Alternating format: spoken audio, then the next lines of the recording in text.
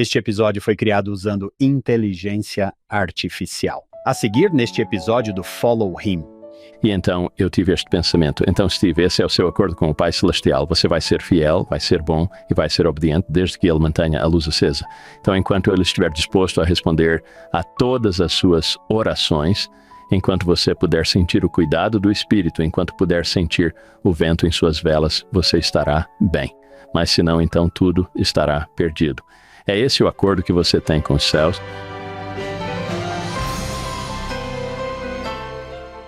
Olá a todos! Bem-vindos a mais um episódio do Follow Him.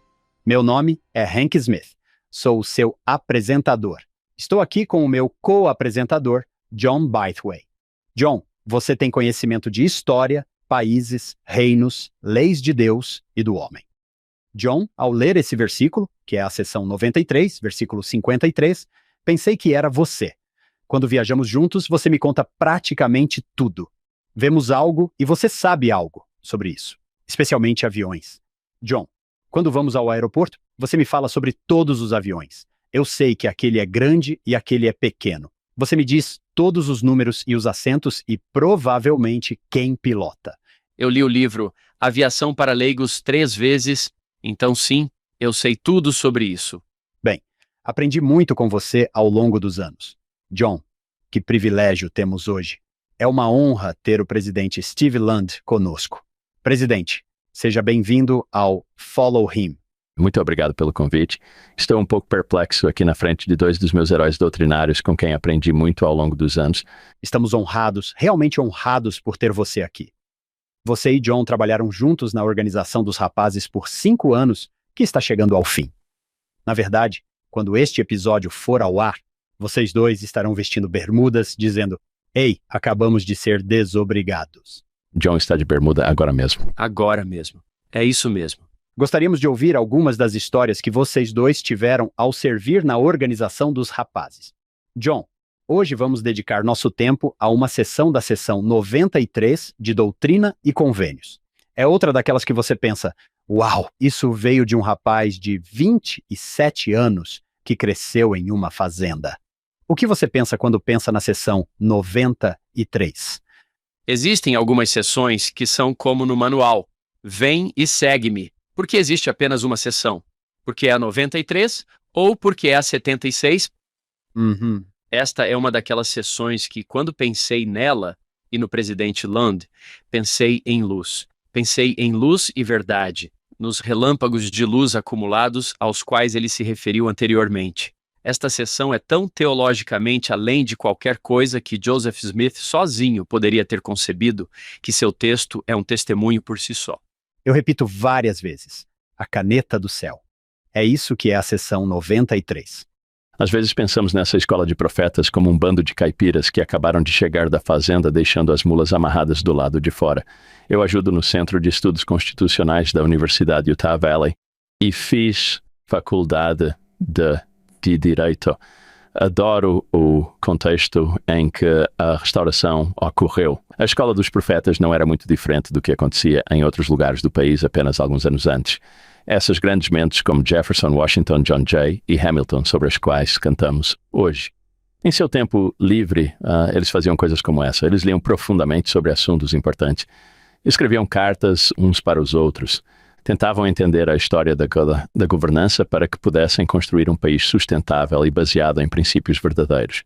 Algumas das maiores mentes dos séculos XVIII e XIX se reuniram para estabelecer as bases filosóficas e doutrinárias para o país onde a restauração poderia ocorrer. Os pais fundadores estabeleceram os baluartes de uma sociedade onde a restauração poderia prosperar e, em seguida, a escola dos profetas para estabelecer os primórdios de uma sociedade de Sião dentro daquela comunidade. Não é algo tão estranho assim, né? Algumas das maiores mentes de nossa época estiveram envolvidas nesse processo criativo revolucionário e algumas das maiores mentes de nossa época estavam sentadas em pequenas escolas, em Kirtney e Interkirksheim, reunindo os baluartes filosóficos e doutrinários em torno dos quais o reino nasceria. Seção 93. É uma daquelas em que eu diria que, se Joseph Smith nos desse apenas isso, seria a única coisa que teríamos dele. Ele é um autor e profeta excepcional, extraordinário. No entanto, Essa é uma entre quantas? John, você trabalhou com o presidente Lund por 5 anos. Você e eu conversamos por alguns meses sobre a vinda dele e sobre como você está animado. Então vou deixar você fazer a introdução. Pode se entusiasmar. Vou fazer isso porque amo esse homem. Adoro sentar-me no fim da mesa e ouvir o quão espirituoso ele é. Você está meio certo, meio espirituoso, né? Entende o que quero dizer? Suas viagens pelo mundo são simplesmente incríveis. Vou ler a biografia oficial que está online e depois talvez eu diga algumas coisas. O presidente Stephen J. Lund foi apoiado como presidente-geral dos rapazes da Igreja de Jesus Cristo dos Santos dos Últimos Dias em 4 de abril de 2020. Não aconteceu muita coisa em abril de 2020. A pandemia estava acontecendo há um mês. Na verdade, fomos apoiados em nossas salas de estar. Salas de estar em todo o mundo, com pessoas levantando seus votos de apoio. Que interessante. Eu me lembro disso, diferente de tudo que já havíamos vivenciado. Sim, isso foi em abril de 2020. As designações anteriores do presidente Lund incluíram servir no Conselho Geral dos Rapazes, que agora é chamado de Conselho Consultivo, como membro da Área 70, presidente de missão na Grande Missão Geórgia Atlanta, coordenador do Comitê de Dedicação do Templo do Centro de Provo, missionário de tempo integral na Missão Holanda, Amsterdã. Vimos filmes sobre isso. Os melhores 2 anos. Nosso amigo Kirby. O presidente Lund é formado em Comunicação e Direito pela Brigham Young University. Ele tem uma vida muito interessante. Para me preparar para esta entrevista, ouvi novamente a palestra Relâmpagos de Luz, que ele deu na Universidade Brigham Young em setembro de 2022, disponível em speeches.universidadebrighamyoung.edu.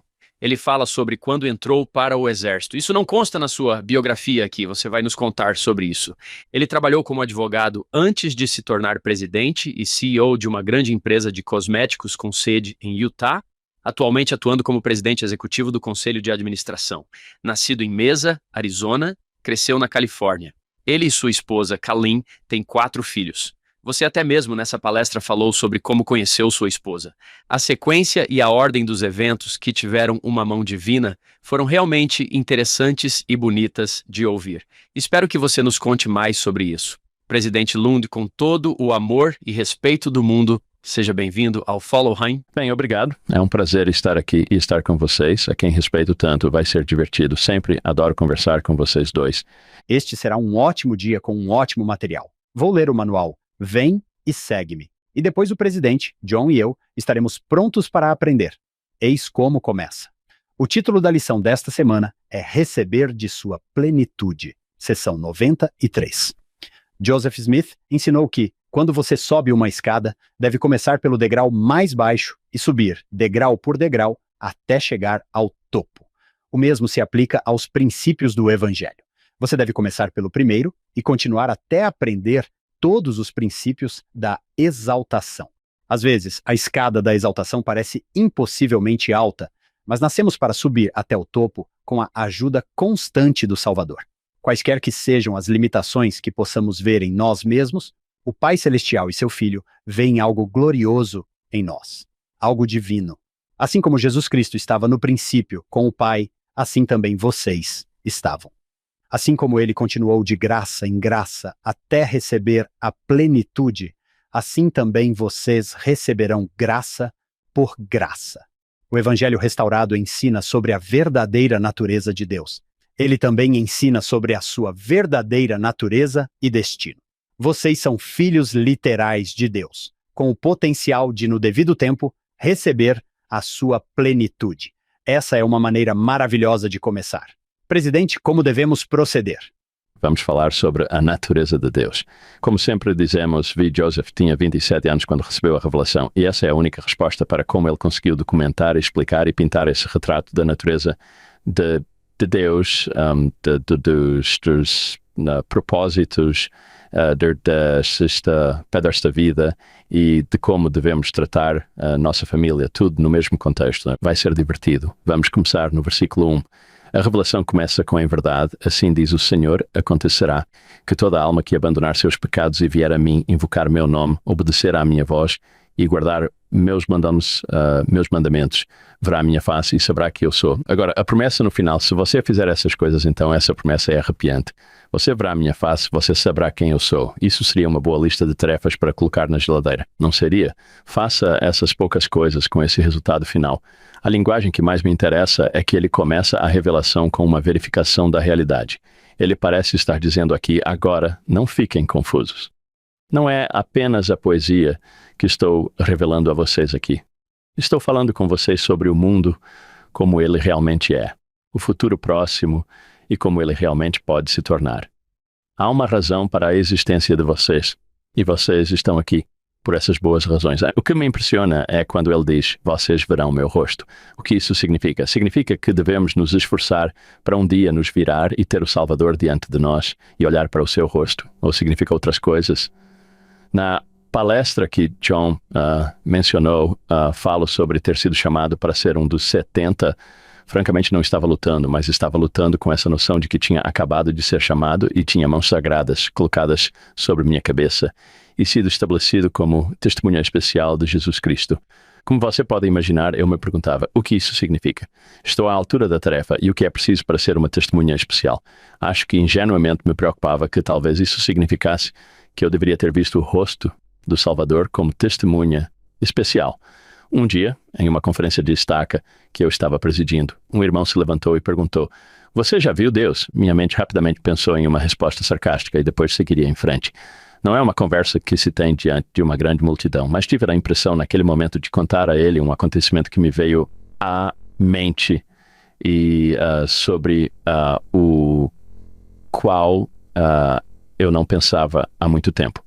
Alguns anos antes eu estava em uma viagem de negócios à Ásia e voei durante a noite, desembarquei no meio da madrugada, bem cedo, antes do amanhecer. Encontrei um carro esperando por mim, entrei no banco de trás e tinha uma viagem de algumas horas até a cidade, né? Então tirei meu sobretudo, me acomodei no canto do carro e passei a noite dirigindo. Pensei em dormir um pouco, mas não consegui. Fiquei fascinado por estar nesse país exótico, nesse lugar exótico, apenas vendo os contornos escuros do que estava ao meu redor. Eu estava realmente curioso para saber como era a paisagem. Então, quando o sol começou a clarear o horizonte e pude começar a perceber que estávamos passando por algum tipo de curso d'água e que havia uma floresta ali e um curso d'água ali, e vi uma ponte se aproximando, estava bem iluminado. Então, pensei, bem, isso vai ser bom. Quando virarmos nessa ponte, vou poder ver a paisagem e ver onde realmente estamos. E fiquei desapontado quando viramos na ponte e percebi que eles tinham erguido uma barreira de concreto ao longo de toda a parede da ponte, acho que para controlar o som.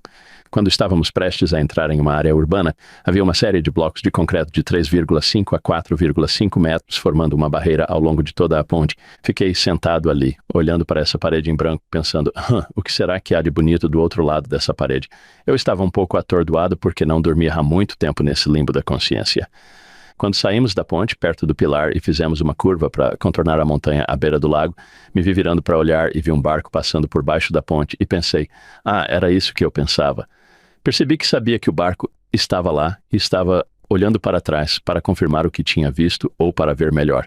Então, de repente, voltei a ficar totalmente consciente e pensei, como eu sabia que aquele barco estava lá? Na verdade, não fiquei surpreso por já conhecer toda a vista à minha frente.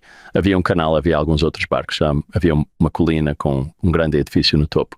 Tudo isso me era familiar e ao pensar nisso percebi que aquelas barreiras de concreto, aqueles pilares, estavam posicionados juntos, mas havia apenas uma pequena fenda de talvez alguns milímetros entre eles e a cada 3 metros havia uma pequena fenda e eu tinha estudado física o suficiente para saber que essas pequenas fendas estavam lançando pequenos relâmpagos de luz em minha direção que continham informações que não eram suficientes para eu juntar e ver alguma coisa, mas meu cérebro de alguma forma reuniu todos esses pequenos relâmpagos de luz até que quando desci da ponte eu já sabia praticamente o que havia do outro lado. Não fiquei nada surpreso ao ver um barco à água, outros barcos, prédios e um trem, se bem me lembro, que estava passando.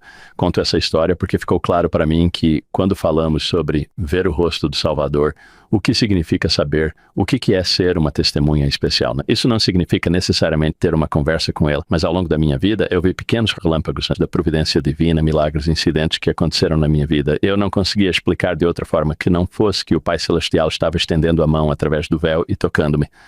Acumulativamente, eu poderia dizer a esse homem que estava fazendo esse tipo de pergunta acusatória: eu sei o que sei por causa do que vi, mas mais do que isso, por causa do que experimentei. Adorei Alexander Dushku na Conferência Geral e em 6 de abril de 2024 ele falou sobre o mesmo tema. Ele é o conselheiro-geral da igreja e se tornou meu bom amigo. Servimos juntos em comitês. Conversamos sobre isso depois. Ele nunca tinha lido meu discurso, mas quando escreveu o dele, eles se complementaram. Ele falou sobre Joseph Smith ter recebido uma visão e um pilar de luz, e que ele sabia o que sabia porque viu o que viu no pilar de luz. Em vez de nos enviar um pilar de luz, o Senhor nos envia um raio de luz, depois outro e outro. Todos experimentam a luz e a verdade de Deus de maneiras diferentes. Uma explosão de testemunho pode vir como uma impressão espiritual, uma alegre certeza do amor de Deus. O dom de reconhecer as ternas misericórdias do Senhor, ou mais do que isso, ou mais do que Ele coloca lá, abre a porta. Todas as diversas experiências religiosas que podem chegar até nós ao longo da nossa vida se acumulam para nos permitir dizer com autenticidade: eu sei o que sei. Adorei essa metáfora porque você a descreveu tão perfeitamente, como se o carro estivesse passando por aquelas fendas de luz e você pudesse ver o que está além delas. Se bem me lembro, a frase com que você encerrou foi o peso dos relâmpagos de luz acumulados, o que eu achei lindo. Que resposta boa para essa pergunta. Achei que foi uma boa escolha, Hank, porque o presidente Lund fala sobre luz, assim como esta sessão é a fonte dessa luz. Acho que todos nós precisamos de um diário para falar sobre os raios que recebemos e o peso dos relâmpagos de luz acumulados, que começam a ter peso, como você disse. E as pessoas falam muito sobre isso comigo. E é porque minha esposa se refere a isso como uma palestra, eu também, porque qualquer pessoa que ouve essa ideia, a ideia do Elder Dushku ou a minha, pode dizer: espera, eu também tive essa experiência. Se você não olhar para trás, você perde isso. Você não percebe que sabe mais do que imagina, como aconteceu comigo na ponte, mas isso acontece comigo o tempo todo. O Pai Celestial tem nos educado, treinado e ensinado de maneiras sutis. O Elder Dushku continuou dizendo que no meio daquela coluna de luz, nós também encontraremos um Pai Celestial amoroso, chamando-nos pelo nome, apontando-nos para o Salvador Jesus Cristo, convidando-nos a ouvi-lo. Isso acontece com todos nós. Todos nós poderíamos fazer um diário e escrever esse discurso. Sim, vocês dois, tenho certeza de que se lembram do Elder Ballard em 2011. É uma analogia diferente, mas a ideia é a mesma. Ele disse que, muitas vezes, somos como o jovem comerciante de Boston, que em 1849, segundo a história, foi contagiado pelo fervor da corrida do ouro na Califórnia. Ele vende tudo e parte para a Califórnia. Dia após dia, ele mergulhava sua panela no rio e voltava sem nada. Sua única recompensa era uma pilha crescente de pedras. Desanimado e sem dinheiro, ele estava pronto para desistir. Mas então, um garimpeiro experiente disse: "É uma pilha e tanto de pedras que você está juntando, meu rapaz." O jovem respondeu: "Não há ouro aqui. Vou voltar para casa." O garimpeiro disse: "Tem ouro aí, você só precisa saber onde encontrar." Ele pegou 2 pedras nas mãos e as bateu uma contra a outra. Uma das pedras se partiu, revelando partículas de ouro brilhando ao sol. Percebendo uma bolsa de couro protuberante presa na cintura do garimpeiro, o jovem disse: "Estou procurando pepitas como as que você tem na bolsa, não apenas pequenas partículas." O velho garimpeiro estendeu a bolsa para o jovem, que olhou para dentro, esperando ver várias pepitas grandes. Ele ficou surpreso ao ver que a bolsa estava cheia de milhares de partículas de ouro. O velho garimpeiro disse: "Filho, parece-me que você está tão ocupado procurando pepitas grandes que está deixando de encher sua bolsa com essas preciosas partículas de ouro. A acumulação paciente dessas pequenas partículas me trouxe grande riqueza." E então, o Elder Ballard diz: "A história ilustra a verdade espiritual ensinada por Alma a seu filho Elaman. Acho que o mesmo princípio, visto na seção 93, graça, por meio de coisas pequenas e simples, grandes coisas são realizadas." É uma ideia semelhante. Sim, bela ideia. Presidente, parece-me que o senhor, e não sei como explicar como ele faz isso com esses pequenos pilar de luz ou pequenas partículas douradas, acabamos ganhando mais do que ganharíamos se tivéssemos esse momento repentino que aquele homem estava procurando. Então você já viu Deus? Onde está essa experiência que você teve em comparação com esses pilar de luz que acabam nos deixando com mais? O grande plano de felicidade é uma pedagogia linha sobre linha, não é? É claro que ele poderia nos reintroduzir em seu reino e nos ter lá. É de lá que viemos. O motivo de estarmos aqui é que vamos agir pela fé e seguir em frente. Não apenas para provar nosso valor, mas para aprender o que é ser agentes dignos de viver com os seres mais grandiosos do universo. Você faz isso aprendendo à medida que avança. E à medida que agimos. Abandonem seus pecados, venham a mim, invoquem meu nome. Todas essas são pequenas ações diárias. Vocês precisam abandonar seus pecados, certo? Todos os dias vocês precisam invocar o nome dele. Tive uma experiência que me diz um pouco sobre isso. Estávamos na África em uma missão que começou no Quênia e seguiu para Uganda. O presidente da área lá era o Elder Arden. Estávamos dirigindo para nossos primeiros locais, agora presidente Lund, enquanto estávamos aqui na África Central, íamos ensinar muitas pessoas e falar sobre muitas coisas. Uma dessas coisas não será o programa para crianças e jovens, que era o motivo da minha visita, e eu ri e disse, tudo bem, explique isso para mim. E ele disse algo muito parecido com isto. Ele disse, mas aqui nestes países, em Uganda, no Congo, estamos em algum lugar entre Palmyra e Kirtland. Estamos lançando os alicerces aqui.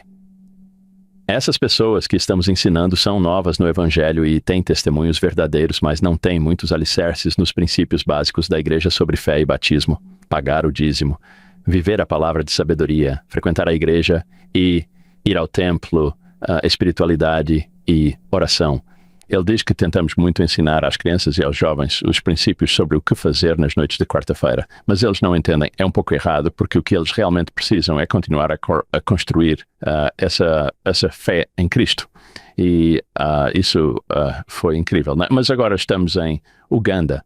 Quando eu era curioso, como John, quando criança, ficava fascinado pelos exploradores que iam até os confins da Terra para descobrir coisas.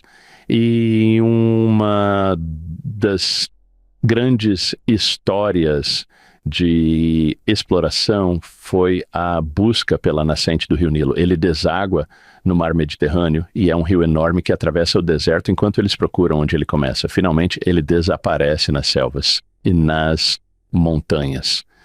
Os exploradores iam até lá procurando onde o Rio Nilo começava e nunca voltavam. Ele serpenteia pela África Central por cerca de 3.000 quilómetros ou algo assim. Eles se perdiam. Eram picados por cobras, morriam de doenças, eram mortos por mosquitos. As populações nativas não ficavam muito animadas com a chegada deles e, às vezes, os matavam. Uma Sociedade Nacional Geográfica em Londres, acho, continuou enviando pessoas para lá para procurarem. Finalmente encontraram a nascente do Nilo, saindo do Lago Vitória, em Uganda. Eu não tinha ligado isso, mas fizemos um treinamento uma noite na capital, em Kampala, e depois dirigimos por algumas horas em uma estrada de terra. Chegamos a outro lugar, e quando chegamos lá, o presidente disse, vocês têm umas 2, 3 horas antes do início da reunião aqui. Querem ir ver a nascente do Nilo? Eu disse, claro, sim. Fomos até o lago e havia pequenos barcos de excursão nos quais podíamos embarcar. Saímos e, com certeza, bem na foz do Rio Nilo, havia grandes nascentes que brotavam do Lago Vitória. Não há rios de verdade que desaguam no Lago Vitória. Todos eles são alimentados por nascentes que saem dessas montanhas. A água está fervendo ao seu redor e é a coisa mais incrível, o lugar mais remoto do mundo que os descobridores procuraram por muito tempo. Nós estamos no meio disso. Foi muito emocionante para mim. Depois saímos, dirigimos algumas centenas de metros e fomos para a igreja, que é como um centro da igreja de Jesus Cristo dos Santos dos Últimos Dias, localizada em um lugar onde você quase poderia jogar uma pedra e acertar a nascente do Rio Nilo. A reunião de Israel está acontecendo em lugares incríveis, em um ritmo incrível. Adorei essa história para aqueles de nós que estão ouvindo e pensando. Bem, nós somos tão esclarecidos, estamos muito mais avançados, estamos vivendo sobre gerações e décadas de fundações. Lá estavam eles, em 1830 e em 1831. É quase como voltar ao início da igreja. Entre Palmyra e Kirtland. Eles são pioneiros. Com certeza, né? Primeira geração. Eu estive no CTM na semana passada. Eu encontrei o Elder Makuni, que é o presidente da área do Japão e da Mongólia. Ele tinha algumas fotos. Ele disse que esses santos mongóis de quem estávamos falando moram bem ao norte do Capitólio, a cerca de 160 quilômetros da fronteira com a Rússia. Ele disse que lá fora, nos degraus mongóis, a vida cotidiana deles é muito parecida com a vida dos nossos pioneiros. Eles cozinham em fogueiras ou sua vida é muito parecida com a deles, mas sentiram a necessidade ou a esperança de se conectar com os outros pioneiros que agora fazem parte de sua herança, os pioneiros da igreja. Eles fizeram uma jornada com carrinhos de mão, assim como nós poderíamos fazer no deserto do oeste ou lá em cima. Eles estão fazendo isso na Mongólia, e há fotos incríveis que mostram que eles sabem como fazer um carrinho de mão. E eles construíram carrinhos de mão que pareciam com os nossos, só que melhores. Temos fotos deles caminhando por arrozais e degraus e cozinhando em fogo aberto. Eles tiraram uma das rodas de ferro que fizeram para os carrinhos de mão, colocaram no chão como uma grelha e estão cozinhando ao ar livre. Assim, esses são verdadeiros santos pioneiros que estão tentando se conectar de uma forma visceral com os santos pioneiros originais que tiveram uma experiência muito semelhante. É a coisa mais comovente para mim. Costumo dizer aos meus alunos que o Senhor não disse a José: José, seus pecados estão perdoados. Não quero que você se junte a nenhuma dessas igrejas. Vamos começar. Vamos precisar de códigos de barras nas recomendações para o templo. Vamos precisar do programa para moças e rapazes. Vamos devagar. Vamos devagar. Vamos construir um pedaço de cada vez. Vocês se lembram do discurso do Elder Bednar sobre os nefitas e os lamanitas, e como os lamanitas, em um determinado momento da história do livro de Mórmon, eram mais justos do que os nefitas? E então ele citou que, devido à sua facilidade e disposição para acreditar, eles estavam em uma situação muito diferente.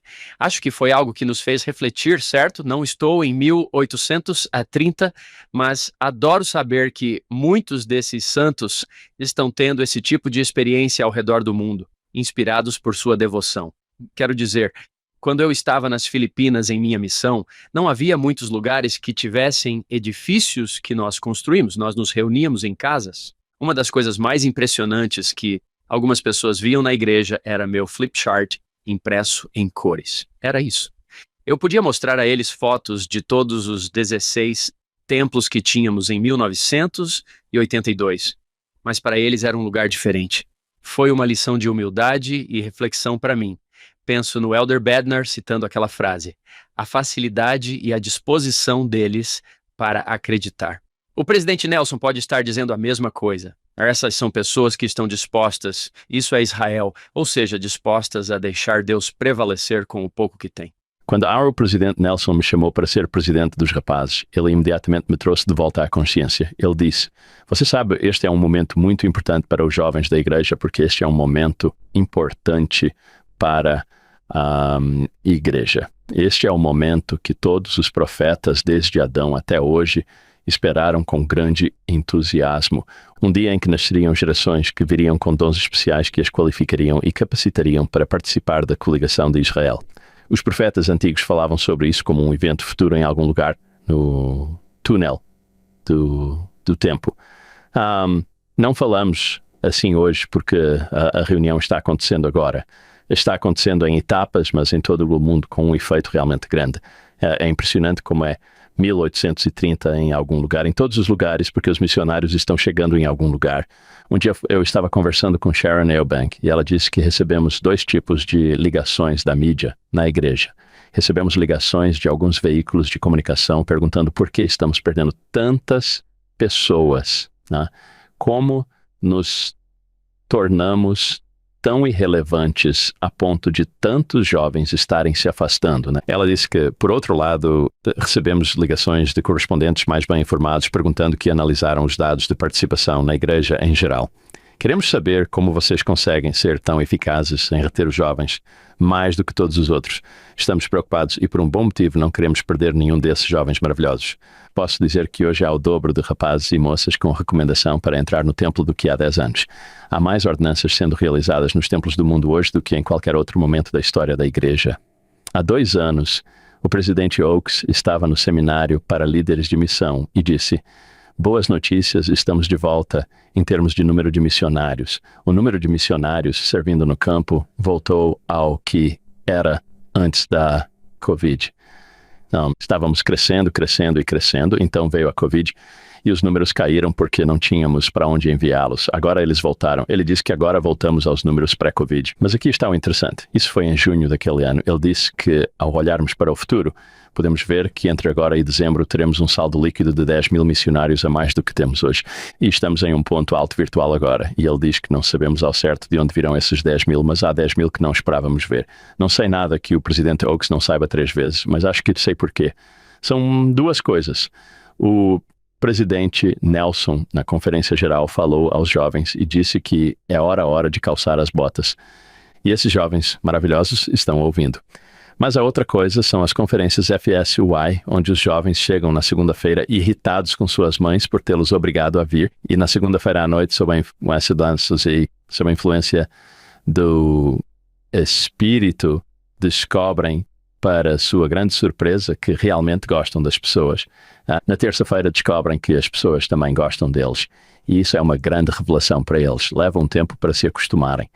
E na quarta e quinta-feira eles já estão sob a influência do Espírito por tempo suficiente para que sua bússola comece a ser recalibrada sob a realidade de que existe um Deus no céu e que Ele me ama e se importa comigo.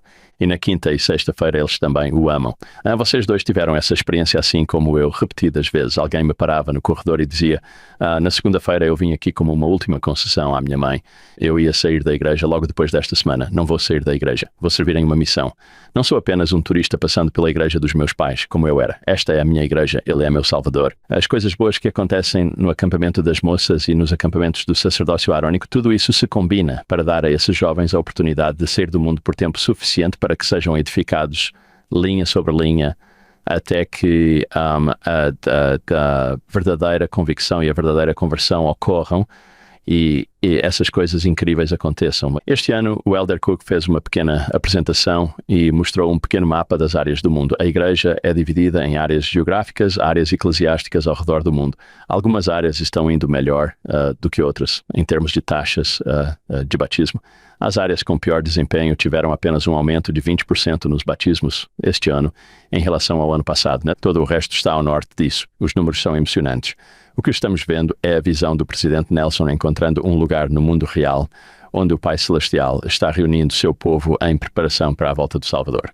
O Elder Uxdorf chamou Bonnie Cordon e eu sugeri que deveríamos visitar alguns FSYS internacionais para ter certeza de que os protocolos que estão funcionando aqui estão sendo empregados e funcionando lá. Talvez aprender o que pudéssemos com o que eles estão fazendo lá que funciona, enquanto tentamos reunir as melhores práticas do F.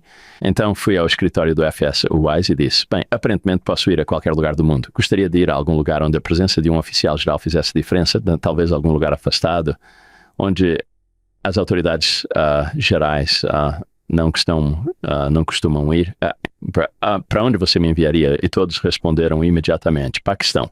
Eu disse, não deveríamos ir a algum lugar onde haja membros da igreja? E eles responderam, não, temos membros da igreja lá. Eles estão realizando sua primeira conferência FSUI. Preenchemos um pedido de visto e conseguimos um para ir. E minha esposa e eu pousamos em Islamabad. Ora, esse é um país 95% muçulmano. É um país tão bonito. Aterramos no aeroporto, que é um aeroporto muçulmano cheio de muçulmanos. E havia 2 homens pálidos no final do átrio. O presidente da missão e o Elder Kelly Johnson da presidência da área levaram-nos para a casa da missão e eu tive a oportunidade de treinar os seus missionários. Dirigimos até as montanhas nos arredores de Islamabad. Depois de algumas horas, chegamos a um pequeno resort em um cânion bastante íngreme e fomos recebidos por 386 pessoas, se bem me lembro, batizadas entre 14 e 18 anos, que estavam lá para uma conferência da FSUI. Eles nos disseram que 94% de todos os batizados entre 14 e 18 anos do país estavam naquela conferência da FSUI. Isso era uma façanha. Quando chegamos lá, eles estavam fazendo uma pequena parada com cartazes divididos em grupos. Os grupos tinham nomes. Eles fizeram esses cartazes com tinta para cartaz. Estavam cantando as músicas da FSUI. Cantavam em inglês e depois em urdu. Depois cantavam em inglês novamente. Cantavam as músicas com tambores paquistaneses tocando ao fundo, né? Eles estavam rindo e cantando, estavam com todas as cores do arco-íris por causa da briga de tinta que aconteceu na outra sala enquanto faziam os cartazes.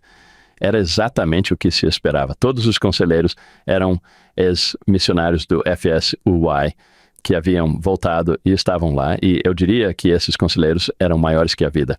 Eu estava conversando com um deles e ele me perguntou: "Você já conheceu o Jabber John?" Eu respondi: "Não, quem é?" E ele disse: "Você precisa conhecê-lo."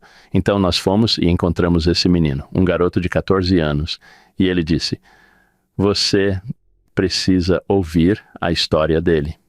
Então, ele me contou a história em Urdu, e eles traduziram. E eu fiquei realmente impressionado com esse menino cheio de luz. Ele disse: "Bem, a história que eles querem que eu conte é que uma semana atrás, eu estava voltando da escola para casa. Eu vi uma briga começando do outro lado da rua. Eu sei o que pode acontecer em brigas como essa, então comecei a correr para casa.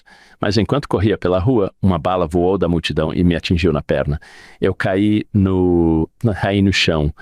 Uma ambulância teve que me levar para o hospital. Eu perdi muito sangue." Ele me contou isso em Urdu, e a presidente da Sociedade de Socorro e o presidente do ramo estavam traduzindo. Nesse momento, eles assumiram a história, porque era aí que eles entravam. Soubemos que ele estava no hospital e corremos para lá. Entramos e, meu Deus, havia sangue sendo drenado para um alvo em um braço e fluidos no outro.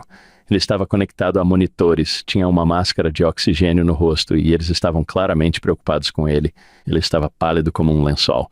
O presidente da filial disse que era muito tenso. Eu me aproximei para aliviar o clima e disse: "Bem, Jabber John está acordado." Mas ele estava olhando para ele através da máscara de oxigênio. Ele disse: "Bem, Jabber John, acho que toda a ideia de entrar num autocarro na segunda-feira de manhã e conduzir 6 horas até uma conferência FSUY está cancelada." O Jabber John arranca a máscara de oxigênio, senta-se direito na cama e diz: "Oh, não, estou determinado a ir", e depois desmaia de volta para a cama. Todos na sala olham para lá e dizem: "Irmão, você não vai a lugar nenhum." Bem, isso foi naquela época, mas na segunda-feira de manhã, Jabber John entrou no ônibus. Com ele estava o presidente da ala, que passou o fim de semana fazendo um curso sobre como administrar antibióticos intravenosos para que pudessem dar a ele o tratamento antes de ele viajar, né? Mas ele entrou no ônibus e foi. Naquele momento, os pensamentos que passaram pela minha mente foram os seguintes: quando a história espiritual da conversão da família de Lei foi contada, eles escreveram um livro no livro de Primeiro Nefe. Há palavras de um jovem que dizem: "Eu irei e cumprirei." Isso nos inspira desde então. Bem, acho que quando escreverem a história da igreja no Paquistão, se houver um livro sobre Jabber John, essas palavras estarão lá. "Oh, não, estou determinado a ir porque é emblemático de todo o espírito deste lugar." Essas pessoas que são minorias culturais por uma longa distância para ouvir o evangelho e estão dispostas a ir, estão indo a toda velocidade no Paquistão, no Congo, na Mongólia, em Uganda, em todos esses lugares. É um mundo incrível. É tão divertido ouvir isso, e estou pensando nesses conselheiros da FSUY, que são jovens adultos que são ex-missionários, e no impacto que eles terão naquele lugar em crescimento. Presidente, essas experiências que você nos descreveu, essas experiências incríveis, me lembram muito a lição 93. É tudo sobre luz e verdade. Na verdade, é isso que você tem visto em todo o planeta. Pessoas recebendo a verdade e sendo preenchidas com luz, vendo mais verdade sendo preenchidas com luz. É realmente algo extraordinário. O versículo 2 desta seção afirma: "Eu sou a luz que ilumina todo homem que vem ao mundo." Fico impressionado com isso. Eu me formei em filosofia enquanto estava na Universidade Brigham Young. Eu era apenas um estudante de comunicação. Achei que cresceria fazendo isso. Tornei-me estudante de filosofia ao fazer aulas com Truman G. Madsen. Fiz todas as aulas que ele oferecia e acabei me formando nessa área. No mundo da filosofia existe uma discussão. Alguns filósofos acham que os homens são basicamente animais malignos que devem ser tratados como tal, e outros acham que as pessoas são basicamente boas. Nós líamos os filósofos de um lado e de outro. Eu sempre me perguntava: então, onde estamos nesse espectro? Sabemos que os homens são seres imperfeitos e que existe uma lei da selva que prevalece, senão nos civilizarmos uns aos outros, né? Por outro lado, acreditamos que somos basicamente bons. Adoro que isso seja mencionado. Isso responde à pergunta: somos bons ou não? Todo homem vem a este mundo iluminado pela luz de Cristo. Onde quer que estejamos no espectro do bem e do mal, todos somos muito bons. Todos nós tomamos a decisão no mundo pré-mortal de que seguiríamos o Salvador, viríamos para cá e nos submeteríamos a este plano. Portanto, sabemos que há uma bondade fundamental em nós, mas além disso, todos temos vento em nossas velas que nos impulsiona em direção a coisas melhores. As decisões que tomamos em contrário são contra esse vento. Hank, quando você começou, você leu o manual, uma das coisas que eu adoro nessa sessão é que você pode colocá-la lado a lado com João capítulo 1, onde no princípio era o verbo, e o verbo estava com Deus, e o verbo era Deus. O mesmo era no princípio com Deus. Então você chega a isso, é a afirmação mais clara, o quê? Versículo 23. Você também estava no princípio com o Pai. Espere, o quê? Quem? Eu, é como Moisés. Tu és meu filho em a pérola de grande valor. É sobre Deus, mas é sobre nós e nosso lugar, como o presidente acabou de dizer. Nós temos essa luz e essa luz é a luz de Cristo. É uma das razões pelas quais adoro esta sessão. Você não disse que Truman Madsen comentou muito mais sobre esta sessão em particular? Sim, ele comentou. Sua esposa, Anne, eu a ouvi dizer uma vez que Truman voltava para casa depois de seus estudos de filosofia em Harvard, depois de ter debatido com os pensadores da época. Ele chegava em casa e falava sobre qualquer que fosse o assunto. Bem, eu me pergunto o que o irmão Joseph tem a dizer sobre isso, e ele abria sua biblioteca e tentava encontrar algum esclarecimento. Muitas vezes ele lia a seção 93, onde são abordados muitos dos grandes temas filosóficos. Não apenas se o homem é basicamente bom ou mau, mas uma série de outras coisas, não é mesmo? Sim, fizemos isso há 4 anos. Truman Madsen estava em uma nota de rodapé, capítulo 2, nota de rodapé número 27, em Joseph Smith, o profeta de Truman Madsen. Ele fala sobre essas questões. Como pode algo surgir do nada? Resposta: o universo não foi criado a partir de algo. Os elementos são eternos. Seção 93, versículo 33. Como Cristo pode ser absolutamente humano e absolutamente divino? Ele não era as duas coisas ao mesmo tempo. Ele não recebeu a plenitude no início. Ele cita a seção 93, versículo 13. É como se a seção 93 abordasse essas grandes questões filosóficas, uma após a outra, cerca de 6 delas. Truman Madsen destaca isso. Hank, podemos indicar às pessoas o episódio de Casey Griffiths, de 4 anos atrás, se quiserem ver isso, porque não queremos fazer a mesma coisa aqui. Mas se você gosta desse tipo de coisa, a explosão teológica de luz na seção 93 é magnífica. Acho que foi Richard Bushman quem disse que Joseph Smith desataria nós, górdicos, em uma tarde. Isso mesmo. Problemas com os quais as pessoas lutaram por milhares de anos. Joseph Smith diz: esta tarde recebi a seguinte sessão 93. Sim. Quem melhor para explicar isso do que o próprio Senhor? Vocês se lembram da sessão 88, quando ele escreve para W.W. Phelps e diz: Ei, eu adoro que ele não diga que escreveu isso, porque ele não escreveu. Ele disse: recebemos isso do Senhor. Recebemos esta folha de oliveira. Vamos estudar isso que recebi. Uau, o que há aqui? Para mim, isso é outro testemunho. Eu não escrevi isso. Eu recebi isso.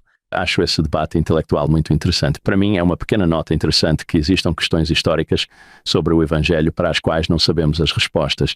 E as pessoas às vezes perdem seu testemunho por causa disso. Isso aconteceu, aquilo aconteceu, acho que isso aconteceu. Isso não faz sentido para mim. No entanto, possivelmente o maior historiador de nosso tempo, Richard Bushman, também é selador no templo e patriarca, né? O cara que sabe mais sobre a história da igreja do que talvez qualquer outra pessoa na Terra é um membro fiel da igreja. O problema que a maioria de nós tem com a história da igreja, nós temos problemas, é que não sabemos o suficiente. Não é que saibamos demais. Um dos maiores filósofos da restauração foi Truman Madsen, que era um professor maravilhoso, mas por mérito próprio ganhou prêmios como estudante e era PhD pela Harvard. Enquanto ele organizava e guiava as pessoas que deixavam a igreja por causa das lacunas filosóficas que viam e do desconhecido, o maior filósofo da restauração morreu como membro ativo da igreja e defendeu a fé. E Joseph Smith não teve defensor maior. É um testemunho de grande proporção. Já falamos sobre isso longamente aqui, mas repetidamente nesta sessão, essa ideia surge, graça por graça. Diz que quando Jesus veio à Terra, até mesmo ele recebeu graça por graça, ou linha sobre linha, então o Senhor diz, você receberá graça por graça. Você já falou sobre isso, presidente, com relâmpagos de luz? Parece a mesma ideia, não é? Sim, é verdade. É algo interessante. Quem era Jesus? Quer dizer, ele é o criador do universo, colocou as galáxias em movimento e depois nasceu em um estábulo. Sabemos que ele sabe muito, mas quem era ele quando jovem? Se ele realmente pretendia cumprir sua promessa de que se concordássemos em vir aqui e fazer parte desta grande aventura que é a vida na Terra, ele nos permitiria retornar, vindo ele mesmo. Sua promessa foi, eu voltarei. Vou experimentar a vida na Terra com vocês e tornar possível o seu retorno. Então, como ele consegue fazer as duas coisas? Como ele aprende e cresce e ainda continua sendo ele mesmo?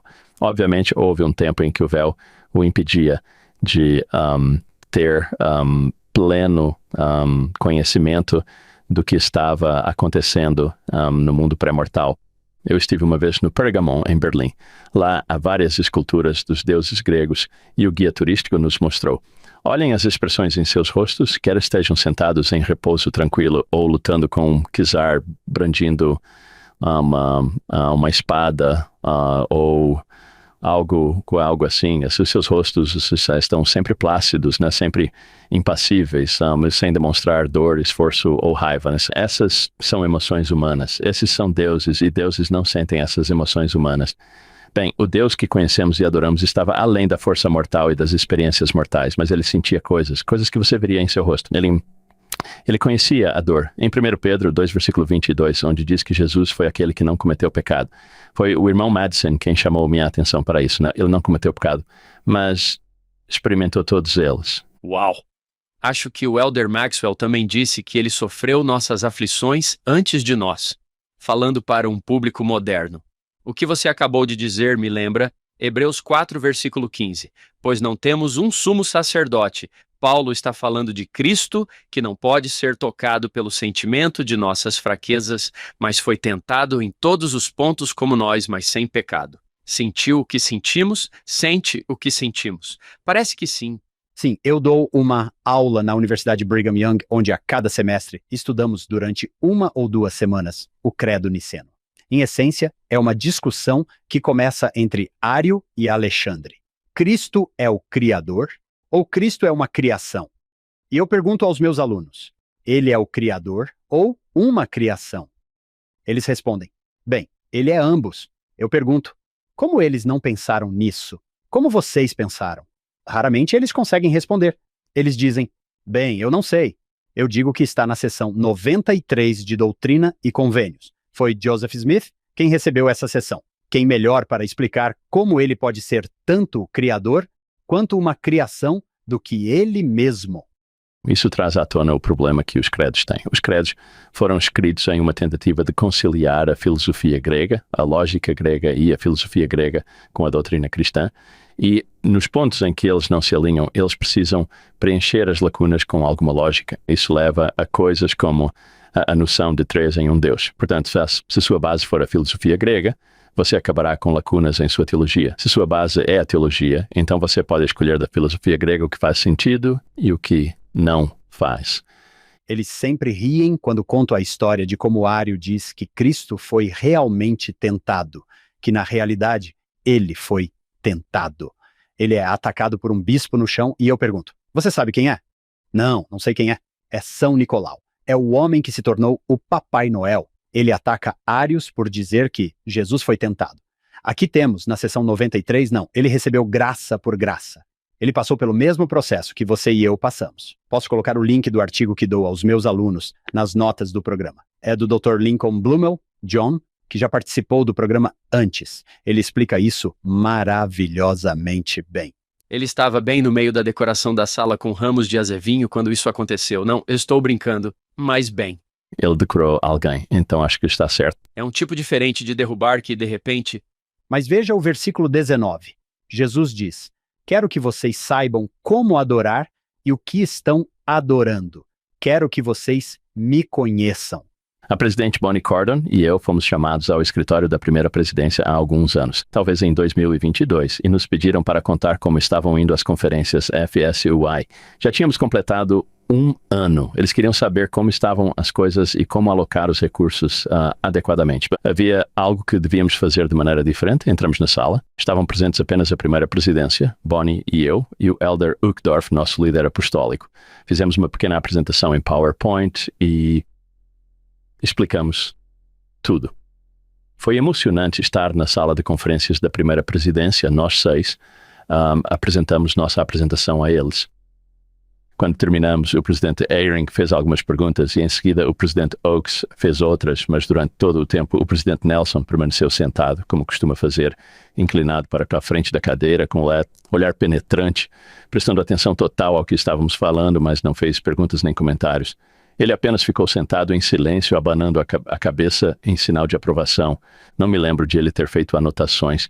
Acho que ele não precisa fazer anotações. Ele simplesmente sabe das coisas, lembra-se das coisas, e então o Elder Oakes terminou sua última pergunta. E houve uma pausa. E o Elder Uchtdorf, ela percebeu que a reunião provavelmente havia terminado. Ele disse, bem, obrigado, irmão, e começou a se levantar. E Bonnie e eu nos levantamos. Então o presidente Nelson, que não havia se movido, disse, vocês devem ensiná-los a orar, o que foi um sinal bastante claro para nós de que a reunião não havia terminado. Então, rapidamente, nos sentamos em nossas cadeiras novamente. Isso foi fascinante para mim, porque ele ficou sentado o tempo todo pensando, o que esses jovens precisam? Como posso ajudá-los? Estávamos conversando sobre o FSUY. Estávamos pensando sobre o programa FSUY. Ele estava pensando nos jovens. Seu comentário foi, vocês precisam ensiná-los a orar, a quem orar e a linguagem da oração. Então ele disse algo muito parecido com, sinto que nos tornamos muito casuais na maneira como nos aproximamos do trono de Deus. Se pudéssemos ver através do véu quem é com quem estamos falando, nosso Pai no céu, se pudéssemos ver com quem estamos falando, usaríamos as palavras mais elevadas e teríamos a atitude mais humilde que pudéssemos ter. Você deve ensiná-los a orar, a quem eles devem orar e a linguagem da oração. Então, a reunião realmente acabou, nós nos levantamos e saímos. Pensei muito sobre isso. Se pudéssemos ver quem é, se eles pudessem realmente ver com quem estão falando, todos nós oraríamos de maneira diferente. Penso na experiência do pai Lehi no livro do Mormon, onde ele realmente descreve isso. Quando ele viu quem estava orando, teve que ir para casa e desabar na cama, né? Parece que o Senhor menciona isso. Versículo 22. Todos aqueles que são gerados por mim são participantes da mesma glória. Vivemos abaixo de nossos privilégios. Venham participar dessa glória. Quão afirmativo é o versículo seguinte. Hank, presidente, vocês também estavam no princípio com o Pai. O quê? Quem? Eu. Quero dizer, vocês não têm um momento quem, eu, quando leem isso. Presidente, a primeira linha do tema do quórum do sacerdócio aarônico para mim é exatamente essa afirmação. Sou um filho amado de Deus e ele tem um trabalho para mim. Uau! É assim que me sinto. John, isso me fez pensar no tema das moças. Eu sou uma filha amada de pais celestiais, com natureza divina e destino eterno. Talvez fosse isso que o presidente Nelson quis dizer. Elas precisam ver quem são para que possam se aproximar do trono de Deus. O relacionamento que existe pode encorajar alguém por meio da oração. Por meio de suas orações, você pode se sentir edificado e inspirado pelo sentimento de quem você é e de quem te ama. O presidente Nelson falou em um seminário para líderes missionários, acho que foi mais tarde naquele mesmo ano, mas ao falar com os presidentes de missão, esse foi o tema de seu discurso. Lembro-me dele dizer que está escrito nas Escrituras que devemos orar em nossos armários e sempre dizemos, bem, você sabe, isso é metafórico, mas ele diz que há algo real nisso. Você precisa ir a algum lugar como um armário de casacos, algum lugar onde você possa fechar a porta e ficar sozinho. Ser capaz de concentrar toda a sua atenção naquele com quem você está falando. E então o presidente Nelson exortou os presidentes de missão a pensarem no templo. Quando oramos no templo, passamos por um véu e esse véu representa o Salvador. Mas quando oramos em nome de Jesus Cristo, estamos literalmente falando com o Pai por meio do Salvador. Ter essa imagem em mente de falar com o Pai por meio do Filho em um lugar sagrado, um lugar tornado sagrado por suas orações sem que ninguém passe por ali e divida sua atenção é algo muito poderoso. Esta é uma sessão muito edificante, em que o Senhor está quase nos convidando. Venham ver-me, venham falar comigo. Eu estava lendo isso e me lembrei da sessão 78, verso 17. Escrevi em minhas anotações que Truman Madsen parece estar em nossos pensamentos hoje, porque acho que esta era uma de suas sessões favoritas. Mas na margem das minhas escrituras, escrevi que Truman Madsen comentou que esta é a sua escritura favorita, que diz: em verdade vos digo que sois pequenos filhos e ainda não compreendestes quão grandes bênçãos o Pai tem em suas próprias mãos e preparou para vós. E não podeis suportar estas coisas agora, todavia, ai de vós. Vocês dois conhecem Henry Eyring Sr., talvez o maior químico de sua geração. Gostariam de ser os maiores em alguma coisa no mundo? Lá está ele indo para seu laboratório na Universidade de Utah, fazendo pesquisas dignas do Prêmio Nobel. Eis o que ele disse, nosso entendimento. Por maior que pareça, às vezes não passa da admiração ingênua de uma criança quando comparado à onisciência. Adoro essa humildade. Como na sessão 78 vocês são crianças pequenas. Há alguns anos foi feito um vídeo chamado Hugh Nibley, A Fé de um Observador. No final ele diz: nenhum de nós é muito inteligente. Nenhum de nós sabe muito, mas o que os anjos invejam em nós é que podemos perdoar e nos arrepender. Então, 3 vivas, vamos perdoar e nos arrepender. Esse é o final do vídeo. Vamos dar uma olhada no versículo 28. Gostaria muito de ouvir seu comentário sobre essa ideia, presidente. E talvez eu o acrescente ao versículo 39. Ele diz: aquele que guarda os meus mandamentos recebe a verdade e a luz. E parece que ele está dizendo que quanto mais você vive a verdade, mais luz você recebe. Com essa luz você pode ver mais verdade. E se você viver essa verdade, receberá mais luz, e isso pode continuar indefinidamente. A glória de Deus é luz e verdade. Isso está no versículo 36. Mas então ele acrescenta: o maligno. Isso está no versículo 39, vem e tira a luz e a verdade por meio da desobediência. Como você viu isso acontecer em sua vida ou em seu serviço na igreja? Temos falado sobre essas pessoas que recebem luz e verdade, luz e verdade. Você pode ver isso nelas nesses países onde a igreja está começando a florescer. No entanto, o oposto pode acontecer quando as pessoas não vivem a verdade que têm e perdem essa luz. Eu vi isso acontecer com entes queridos. É de partir o coração. É verdade. Acontece que o testemunho e a convicção são, de certa forma, perecíveis. Precisamos continuar renovando-os. Essa é uma das razões pelas quais precisamos ler o livro de Mormon todos os dias, especialmente porque ele nos lembra tanto das verdades do Evangelho quanto da realidade da restauração, né? Gosto de pensar no livro de Mormon como uma janela para o bosque sagrado. Quando você lê o livro de Mormon e sente o Espírito confirmar uma verdade que está lá, você está aprendendo essa verdade, mas também está vendo através do texto o bosque sagrado, né? Se este é um livro inspirado, então o que Joseph disse que aconteceu lá é verdade. Mas se não continuarmos voltando à fonte, as coisas podem desaparecer. E mesmo quando estamos fazendo o nosso melhor, há momentos de grande convicção e momentos de menos convicção. Eu tenho um irmão que é físico com doutorado e é o mais inteligente da família. Ouviu dizer uma vez que estudou em seu programa de doutorado essa teoria da relatividade que as empresas precisam aplicar. E ele diz: tenho um testemunho disso, da relatividade até onde ela vai, até onde ela explica o universo. Não tenho um testemunho. Mas houve um tempo em que eu poderia explicar a matemática para você. Eu podia explicar a teoria. Eu podia desvendar a lei da relatividade de forma bastante extensa. Eu entendia. Eu sabia que era verdade. Ele diz agora: passei muitos anos desde então e não consigo mais fazer isso, mas ainda sei que é verdade. Lembro-me de que é verdade. Isso também se aplica ao Evangelho. Eu sei que é verdade. Eu vi esses pilares de luz, eu vi esses raios de insight penetrando o véu e minha vida. Às vezes preciso pensar no passado e lembrar-me dessas coisas para seguir em frente, mas essa é a importância do convênio. Fazemos promessas à luz do dia quando nos encontramos vagando por um período difícil ou por um lugar onde o caminho não é bem conhecido ou compreendido, e temos nossos convênios para nos apoiar, né? Tenho uma experiência delicada na minha vida sobre a qual não falo com frequência. Quando o nosso filho Tanner estava doente no hospital, contraiu pneumonia por RSV, enquanto estava na unidade de medula óssea. Ele não tinha sistema imunológico e estava com pneumonia, acabou em um ventilador e a situação era realmente grave, mas ele era muito forte, passou 11 semanas inconsciente e em coma, induzido por produtos químicos na sala de emergência, conectado um ventilador. Durante esse tempo, a minha mulher e eu estávamos empenhados em ficar com ele. Se eu estivesse lá, ela substituía-me e eu ia para casa com os nossos outros 2, 3 filhos. E depois, voltávamos, íamos e vínhamos. E não sabíamos de um minuto para o outro se ele ia ficar conosco ou não. Foi um período muito, muito difícil. Não estou contando isso para que as pessoas sintam pena de nós. Tanner está bem. Ele é o cara mais feliz do universo. Nós também vamos ficar bem. Nós, como você ainda pode ver, ainda temos algumas cicatrizes, mas elas também vão sarar. Estamos a um abraço de sermos completos novamente. E esse dia está chegando. Mas nessa ocasião em particular, uma noite era madrugada e eu estava exausta.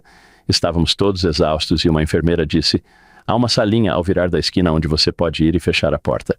Havia alguns quartos pequenos para dormir, apenas grandes o suficiente para um beliche. Vá dormir algumas horas e você se sentirá melhor. Então entrei, ajoelhei-me ao lado daquele pequeno catre e comecei a orar. Não sei se foi o cansaço ou se foi proposital, mas não conseguia sentir o espírito. E naquele momento me pareceu que eu deveria ser capaz de sentir. Enquanto lutava com isso, não sentia nenhum alívio. Não importava como eu me aproximasse do céu, estava sozinho no quarto. Finalmente, depois de um tempo, rolei para o catre e fiquei deitado ali, olhando para o teto escuro com minha mente confusa e disse: bem, talvez seja isso, talvez não exista, quero dizer, é possível, eu acho que eu esteja falando sozinho aqui. Então, o que isso significa? E então tive este pensamento. Então, Steve, esse é o seu acordo com o Pai Celestial. Você vai ser fiel, vai ser bom e vai ser obediente desde que ele mantenha a luz acesa. Então, enquanto ele estiver disposto a responder a todas as orações, enquanto você puder sentir o cuidado do Espírito, enquanto puder sentir aquele vento em suas velas, você estará bem? Mas se não, então tudo está perdido. É esse o acordo que você tem com o céu? E enquanto eu falava comigo mesmo, as palavras que passavam pela minha cabeça eram: não, eu fiz minha aposta, fiz promessas, e se eu nunca mais sentir o Espírito, vou continuar no caminho, vou dar o meu melhor. Desde então, até agora, tive muitas experiências ricas, as mais poderosas da minha vida, sabe? Mas muito periodicamente. Não é o tempo todo que esses pequenos pilares acontecem. Bem, eu não sei. Não posso nem dizer isso agora. Eles estão vindo com enorme regularidade na minha vida atualmente. Mas houve um momento em que foi uma lembrança de que, sabe, você fez convênios e nós somos cumpridores de promessas em nossa família. Nós cumprimos promessas. Uau! Obrigado por compartilhar isso. Não é transacional. É como você disse, não, eu fiz minha aposta. Eu sei em quem confio. Sim, essa confiança não depende de novas informações. Não preciso continuar recebendo novas informações. Já recebi muitas. Seria uma traição para mim ser menos do que tento ser hoje. Essas percepções e essa experiência me ajudaram a entender um pouco melhor a expiação, né? Muitas vezes pensamos no Salvador, na cruz, naquele momento em que ele disse: espera um minuto, estou sozinho aqui.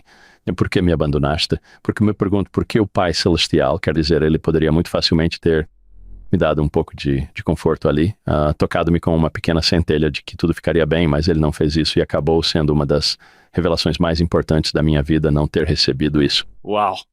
Que testemunho poderoso! Estamos a um abraço de distância. Nunca te ouvi dizer isso. É lindo. Continuando no livro de Mórmon, Alma fala exatamente sobre isso. Ouçam. Ele está falando com Zisrom. Isso está em Alma 12, verso 9. É dado a muitos conhecer os mistérios de Deus. Ele diz que, se endurecerem o coração, receberão uma porção menor da palavra. Mas, se não endurecerem o coração, receberão uma porção maior da palavra. Aqueles que endurecem o coração, receberão uma porção menor da palavra.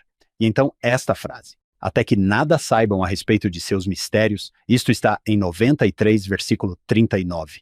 O iníquo vem e tira a luz e a verdade. Bem, eu já ouvi isso de tantas pessoas, e já vi isso em minha vida, que bem, como eles podem ver dessa maneira? Eu sei que eles já viram isso. Eu estava com eles no campo missionário. Eu os ouvi prestar testemunho. Como eles podem ver isso agora? E acho que o Senhor está nos dizendo como isso funciona, que você pode realmente perder a luz e a verdade que tem atualmente. É quase como uma fogueira. Você tem que continuar alimentando-a. Tenho em minhas anotações, Hank, e talvez isso seja de 4 anos atrás, versículo 37, a luz e a verdade abandonam o maligno.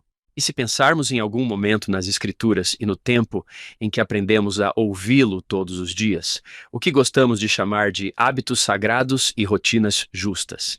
E se isso for realmente verdade, não é apenas marcar uma caixa, é o resultado do tempo que passamos no livro de Mórmon todos os dias que manterá o maligno longe, ou o tempo que passamos em oração todos os dias que manterá o maligno longe, para que a luz cresça, como você mencionou no versículo 28. E se isso for realmente verdade, então isso é realmente motivador para continuar fazendo isso.